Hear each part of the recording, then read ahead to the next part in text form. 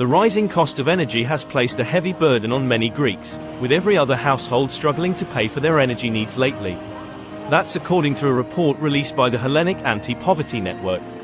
The report shows that 64% of Greek households cut down on other needs and 36% cut down on some of their basic needs in order to manage amid the energy crisis. In the past year, the Greek government has allocated some 10 billion euros to support households and businesses. Των παρεμβάσεων που είμαστε πια σε θέση να κάνουμε σε ευρωπαϊκό επίπεδο, η ελληνική κυβέρνηση στηρίζει και θα εξακολουθεί να στηρίζει τους Έλληνες καταναλωτές. But for many Greeks, fuel, natural gas and electricity subsidies are not enough.